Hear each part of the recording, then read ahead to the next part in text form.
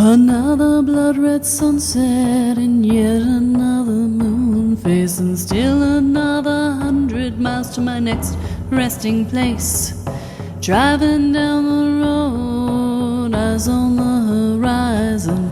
Within my car, I'm all alone, but feeling good and feeling strong, knowing that this path I'm on brings me to myself.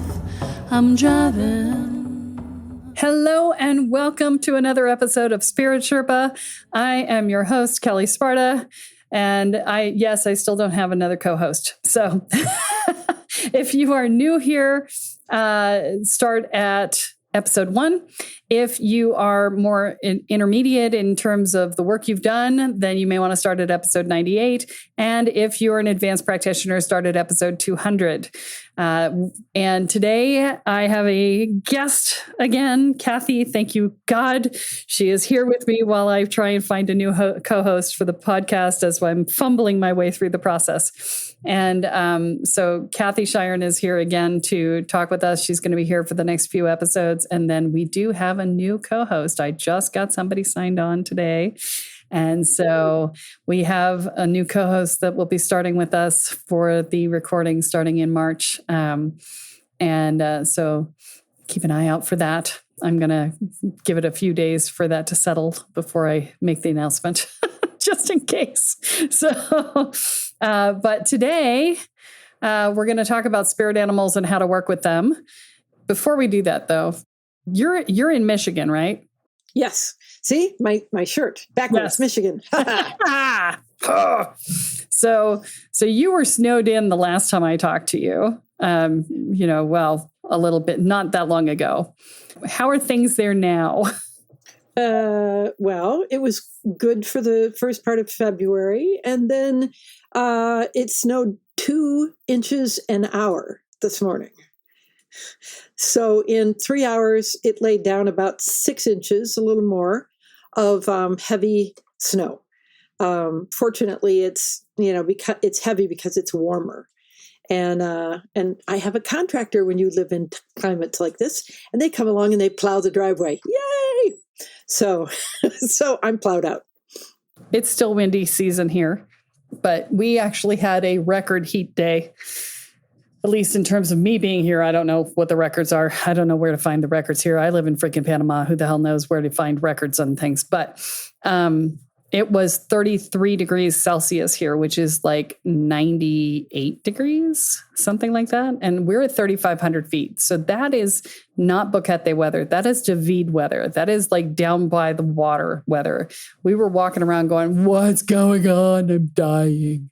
Yeah, it was not good. But thankfully, the heat has broken and we are back to our normal sunny and clear and windy and beautiful weather. So I am in a tank top and shorts, which doesn't suck. So yeah, things are moving on. Looks like I might be changing my karaoke night. Looks like they're going to discontinue the karaoke on Monday nights and shift it to maybe an afternoon on the weekend, which would actually be lovely for me because then I don't have to mess up my sleep schedule every week. But yeah. All of these things and more. I had a very interesting experience. I don't think we talked about this on the last episode. Just after, so I got a reading from Marissa Adele, who is, she runs the Holistic Entrepreneurs group in Facebook. And she said, you're going to be a household name by the end of the year. And I'm like, oh shit. So now all of my fear of fame stuff is coming up and I'm going through all of my inner work around that and all of that stuff. And then a few days later, a random guy walks up to me at karaoke and says, I've been hearing about you everywhere. Everybody is talking about you. And I'm like, really? I'm just sitting here living my life. Why are they talking about me? He's like, oh, well, this lady came to karaoke the other night and she said that you were so kind and so encouraging and you got her to get up and sing. And she suddenly realized that she was meant to be a singer and her whole life changed. And she is off on a whole new trajectory now. And I'm like, well, shit, that's a lot. Transformation Event Horizon, baby. Yeah. Kathy and I used to joke about this all the time when we were doing retreats. We would joke about needing to wear t-shirts that said, warning, transformation event horizon, keep back, right? So, approach at your own risk. Right. And so evidently I need a warning sign. So that's always entertaining. So anyway, but today we're going to talk about spirit animals and how to work with them. And this is a topic that Kathy and I have both done sort of casually. We have both worked with spirit animals at some point in time in our lives, but it has not been a primary portion of. I don't know that that's necessarily true for me. I do have things tattooed on my body, but yeah, okay. It's been a little bit more present for me than it has been for you, but not on as conscious a level as I think most people engage it. And so, I'm going to just go into sort of the basics of what working with a spirit animal is. I think we did this in an earlier episode, like years and years and years ago, but we're going to just sort of cover the basics again, which is a spirit animal is, or a totem animal. So a spirit animal is an animal that's with you for a period of time in your life. And a totem is generally something that's with you for your whole life. And so a spirit animal is, either one of them is an animal that offers you the energy of what that animal holds, right? So, if you've got a wolf, they've got that running in a pack thing. They've got the smartness of working together in community. They've got the strength. They've got the go out there. If you get in the lone wolf energy, you could get that. But they offer you something that is in alignment with their beingness in exchange for something from you, right? And that something from you is negotiated between you and the animal that you're working with. And, so if you're working with rabbit, you might be told you have to eat vegetarian during the time that you're using what rabbit gives you, right? So if you're trying to get pregnant, working with rabbit, great energy, right? Like, hi, rabbit, can I have some of your fertility? And I will eat vegetarian for the entire time that we are working together. That would be lovely, right? Or something like that, right? Or sometimes they ask you to feed the rabbits in your yard or whatever, right? There's lots of ways to do it, but this is part of the negotiation process when you work with an animal. Now, totems tend to be with you longer term. And I have not, I don't know, Kathy, have you ever experienced, I don't know that you have any totem animals that you work, well, you do though, right? You have panther, right? I was going to say, based on your description, I'm not sure I have any spirit animals because I don't negotiate with them. They just show up, and then they say, okay, there's a lioness that showed up. There is a black jaguar. They told me their names. They showed up a long time ago. There's a rainbow serpent that showed up. And most recently a raven.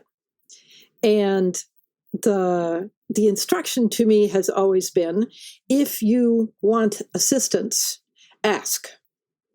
Right? It was never a negotiation. It was it's not a we're here to serve because no, that puts them in a position that they are not in.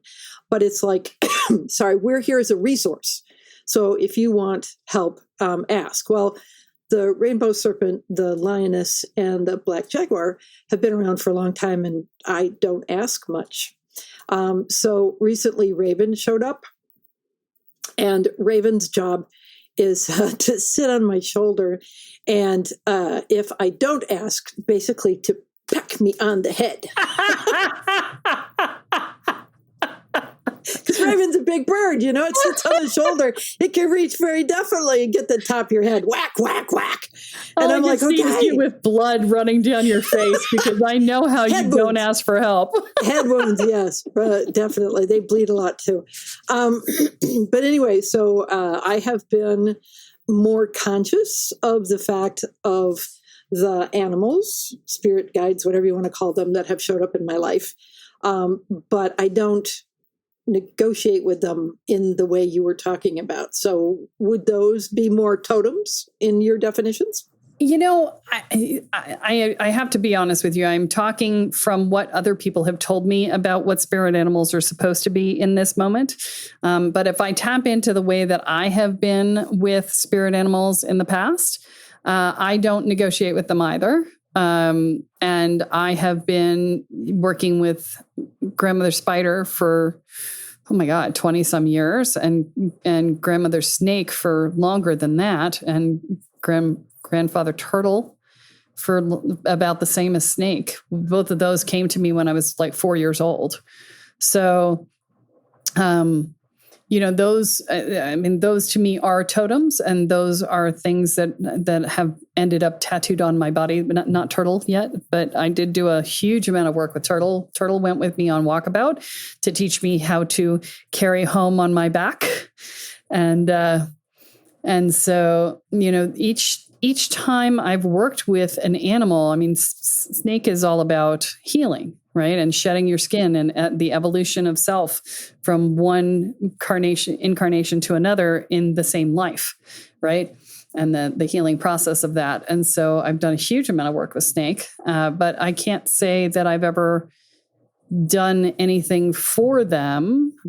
I did have to learn how to be comfortable with Snake.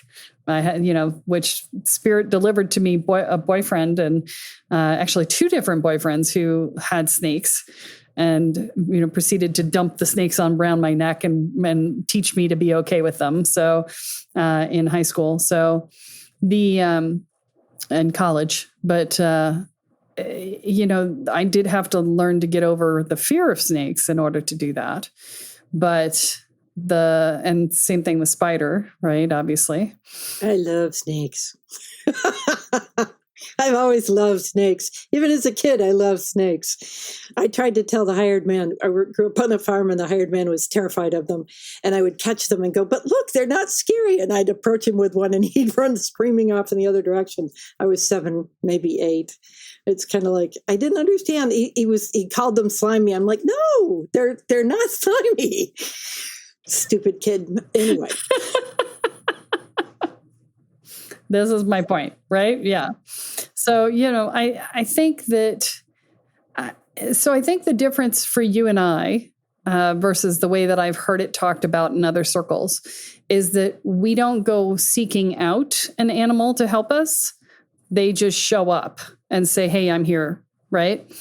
And if you're going to seek out an animal to help you, then there's probably going to be a negotiation for that because they didn't come to you, right? Much like if you do deity work, same idea, right?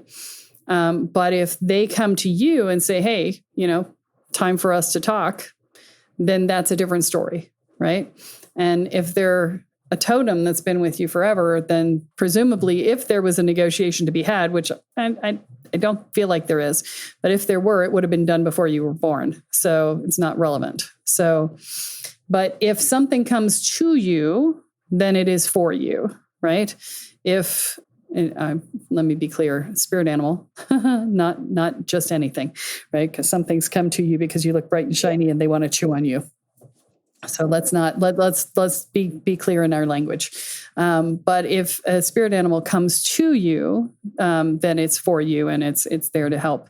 And if it asks for something, okay, fine. But I haven't had that experience. I've done work with bear. I've done work with the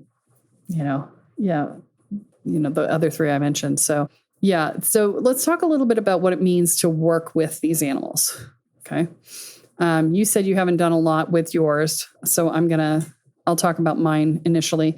You guys have heard, if you've been on the podcast with me for a very long time, because I talked about this when the podcast was brand new, then you will have heard my walkabout story, which is where I was working heavy duty with Grandmother Spider and had my initial vision with her when I was getting my tattoo, which was my dedication to her.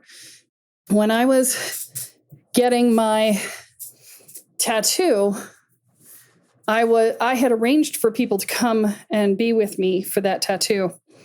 And they both showed up at the last second and said, I'm sorry, I was up at the fire all night and I can't be there for you. And I'm sorry. And that was it. And I was like, well, shit. Okay. So I'm all by myself getting a tattoo, which I'd never had one before, never really wanted one, but I had a dream not that long before that my back was covered in these and I knew I had to get it. And so, and then the money showed up magically and the time showed up magically. And then these people magically disappeared.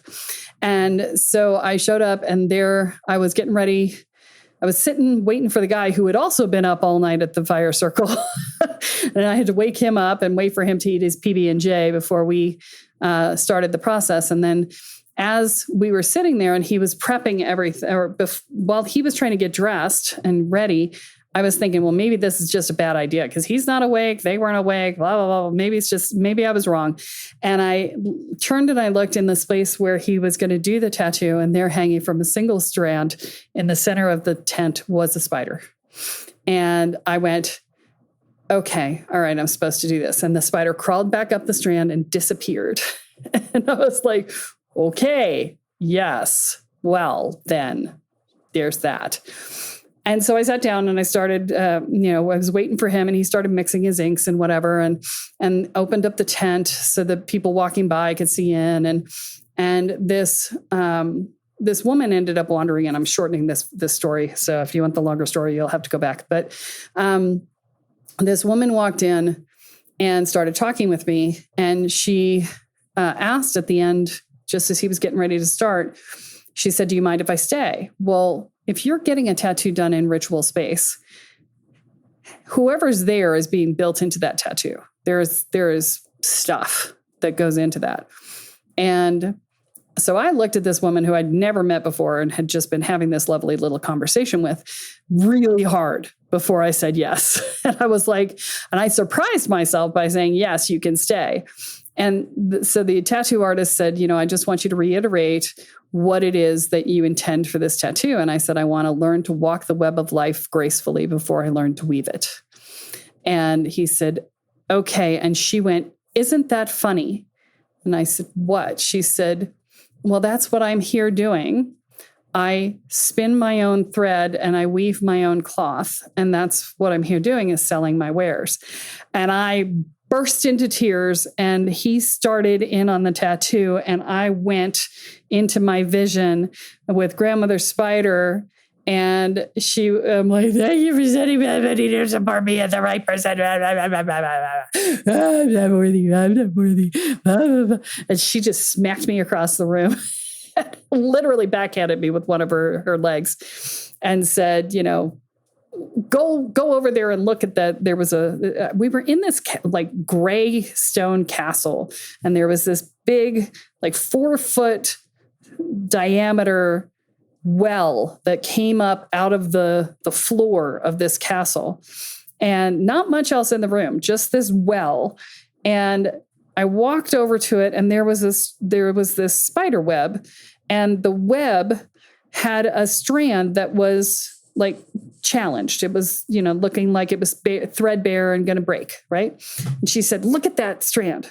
I said, yeah. She said, I shore it up because it needs it, not because it's worthy. It is an integral part of the whole, and therefore I maintain it. And that is all. I was like, okay, I got it. She's like, have you ever asked somebody if they were worthy of healing before you did work on them? I'm like, no. And she's like, yes. So stop it. I'm like, okay. And this was the first interaction with Grandmother Spider. Well, not really. She had called me earlier, which is why I was doing my dedication.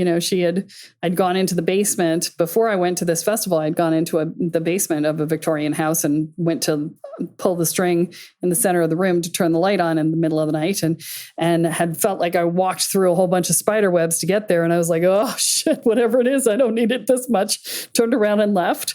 And then the next day when I went back down and there were no spider webs, I realized there had been no spider webs on me. So she had a physical manifestation of interaction with me prior to this that was causing this whole thing. And so, I had somebody in the house who could explain it to me, and he explained to me what was going on, that she was calling me, and I was like, I don't know what that means, and this is how I ended up getting the tattoo in the first place. And then, of course, her appearing in the tattoo tent, and then getting the tattoo in the whole 9 yards. And so ever since, I have continuously worked with Grandmother Spider. I mean, I am walking the web of life gracefully is my intent. And so I'm at the stage now where I feel like I know how to walk it gracefully, and I'm now shifting into a new way of being with her, which makes me think that maybe I need to update the tattoo, so that I'm now weaving the web. So I don't know how that would be impacted in tattoo form, but I am thinking about it just this moment now. So this is something for me to chew on. I want to point out something that I find interesting about the process in your story, and it ties into one of my stories about one of my spirit animals. And that is that we started out talking about asking a spirit animal for something and negotiating a service to it. And there's an element of control in that, I have a specific ask, and I'm going to go to the, you said like pregnancy and rabbits, right? I'm going to go to the specific animal that I think is going to be helpful to me, and I'm going to make my ask, and then I'm going to negotiate, and I'm going to fulfill my side of the contract. And there's a very specific energy to that. And the energy of what you're talking about, which is where they show up for you, okay, is there's no control over that. No. And consistently, I mean, my thing has also been about worthiness also. I think it's why I haven't asked for much, is because, the first one that showed up and told me, the lioness that showed up and told me her name, and I happened to mention her name to a friend of mine who's Middle Eastern. And she looked at me and she said, well, you do know that's one of the oldest names for goddess in the Middle East. And I went, shit. I got a lioness with one of the oldest names for goddess in the Middle East. What am I supposed to do with that? But it's that same, it happens at a completely different level than working with a spirit animal in the, you have this kind of energy that I want to work with, and I'm making a negotiation versus, whoops, somebody just came and sat on your head, and now what are you going to do about that? And I recognize that energy of, I don't think I went so badly into I'm not worthy, but it was definitely there. It was, what do you mean the most ancient form of goddess? What am I supposed to do with that? Picture lioness just sitting there, like giant cat taking a bath. Up to you. Yeah. Right? This has nothing to do with me. I'm just here. So it's just very different energetically. That's what I wanted to point out. Yeah. And I think this is the difference between people who are dabbling in shamanism versus people who have been called to be shamans. And there's a difference, right? If you are using shamanic tools without following a shamanic path, then the negotiation piece is really relevant, because you're stepping into a genre that isn't yours, right? But when you are called to be a shaman, which, by the way, it's not a calling so much as a drag by your hair, kicking and screaming, right? And when you're called to be a shaman, things just show up, and this is just what is, right? And there isn't a need for negotiation, because usually you're the one doing what you're being told rather than gaining something specific, although there are benefits to it, but it's not a give and take. It's a relationship. And it's a how do I say this? It's you're learning to step into the beingness of the animal that you're working with. It's a shape-shifting sort of thing, right? It's a shape-shifting light. Probably the best way I can think of it. It's you're gathering the energy of that and living into it. So, there's a structure and an organization to spider, right? Because of the web, right? There's a dealing with the elements and managing the finding the food in the web and, doing, being fast and, all the things, creating your world using your own really strong thread, right? Pound for pound, spider web is stronger than pretty much anything, if I remember correctly. So I believe that's correct. Yes. So, there's a lot to that energy and working with that. And there are some tribes, Native American tribes, that don't believe that you can have spider or snake as totems. They in fact think that they're evil. So there's that too. Well, raven doesn't exactly have a good connotation in a number of contexts either, as a harbinger of death and a few other things along that way. But they are very long-lived birds with very good memories, and you don't want to tick them off because they remember you. And they're massive. And they're huge. That's exactly right. Massive. We had a couple of ravens live on top of the house next door to us. They've roosted there for a while. Those things are huge, like turkey size huge, not like fat, but that size, right? And they're big. They're big animals, big birds. Okay, so working with your spirit animal. I'm trying to think of a specific instance. So snake for me, snake showed up over and over again in my life. I mean, I found snake skins everywhere. The boy next door had a coiled cobra in his room that just was set up with the hood out. It was taxidermied, right? Set up with the coiled and hood out and looking like it was going to strike. That thing was terrifying. And then the two boyfriends who had snakes. And, while I was on walkabout, I found a rattlesnake skin in the woods. And, just all the different ways in which snakes showed up. And of course, I'm a healer. I'm naturally a healer. That's who I am. And the snakes are on the caduceus for a reason. And so, I've done a huge amount of work with snake over the years, in both the healing side and in the transformation side, in the initiation stuff that we've done, and that I've done individually. And so snake showed up in a lot of that. And it wasn't, for the most part, it wasn't actively working with snake per se. I did do one ritual where I created a chant for her and did that whole thing with her. But I wasn't working directly with snake for most of the work that I did that was snake related. But snake was in my life, and the energy of snake was in my life. And that energy played into all of the pieces and parts that I did. Does that make sense? I would say similar things. It's not like I ever asked them for much, but I know that they've got my back on the astral in terms of, the black jaguar will get you in the shadows and the other one will get you in the sun. So there's in the light. So, both sides of that one. Well, and we know Grandmother Spider had my back on the astral because of the day that we went to set we were doing, that was the Every Step is Sacred retreat. And Kathy and I were setting up a specific energetic for the event. And she looked at me and said, okay, meet me at the Supernal Temple. And I was like, yeah, okay.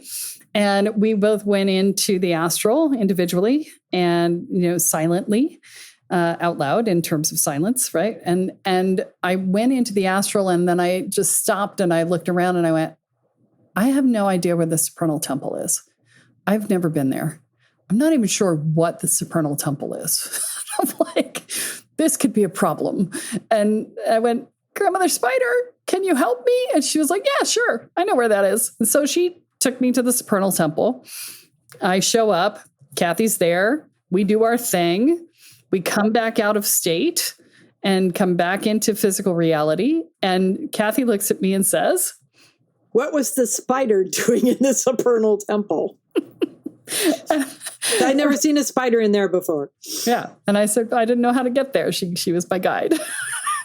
So, walk the web of life gracefully, right? That was the deal. So, but you have these moments in your work as a spiritual practitioner where you cannot not believe things are true anymore, where you have evidence that proves that it's there because you didn't say anything out loud about a spider. You didn't tell her before you went into the space that you didn't know where it was. You didn't tell her that you worked, that you were going to ask directions from one of your spirit guides. You didn't say any of it. And she comes out going, why was there a spider in the corner? Right. And I'm like, because I needed directions. And I'm sure she was just hanging out to make sure I could get home, But yeah, it's like that. So these are the moments where you go, oh crap, this stuff is real, right? So yeah.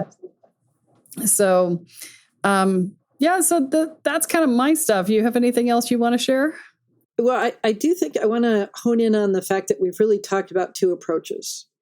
We've talked about a more, as you said, drag kicking and screaming into shamanism, where spirit animals show up and their guides and supports and, things along that line. And then we talked about very briefly what you said initially, which is that you have a specific request for a specific kind of energy, and you seek out that animal and you negotiate that piece.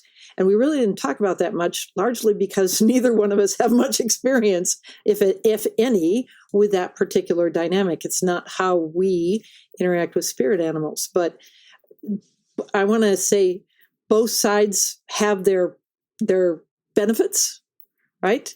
And just because we didn't spend much time on the find the animal, make a request, do a negotiation, doesn't mean that it's not a valid approach. It's just different. Absolutely true.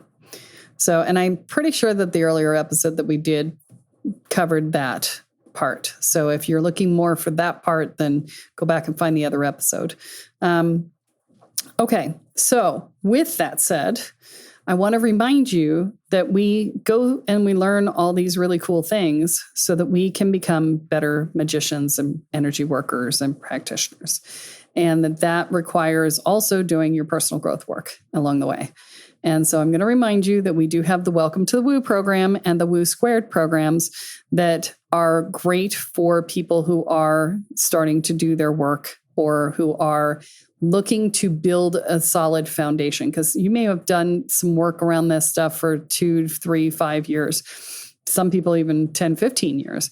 But if you miss stuff, and then you'll get stuck. At some point, you're going to get stuck.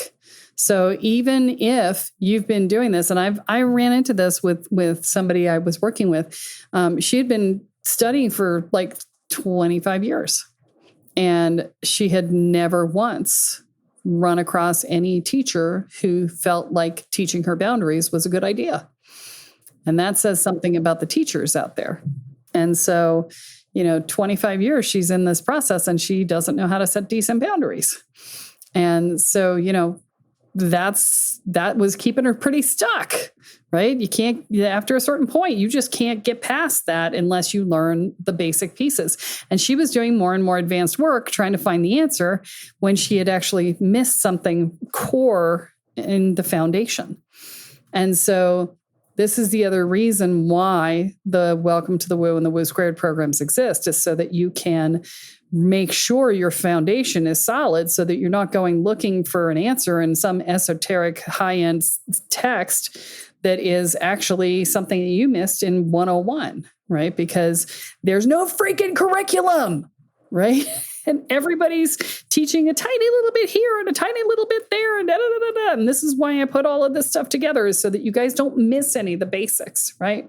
So if you are feeling like you're stuck, If you're more advanced and you're stuck and you're not knowing why, maybe it's this. Come have a discovery call. Go to the website, take the quiz. It's on the homepage of the website, at the very top.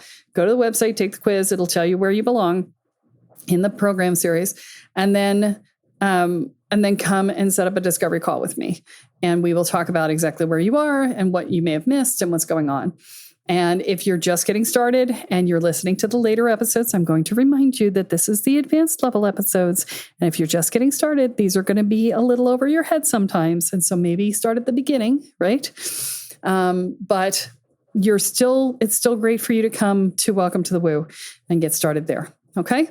So with that said, Kellyism for the day, unless you want to do a Kathyism. Do you have a wrap up thought? I kind of want to hear what you have to say. Oh, okay. If they come for you, don't run. There you go. I love it. If they come for you, don't run. Don't run. They will find you, and they will peck you on the head. And they will peck you on the head until there's blood coming down your face. Yes. Don't do blood magic with that blood. Mm-mm. That would be bad. Okay.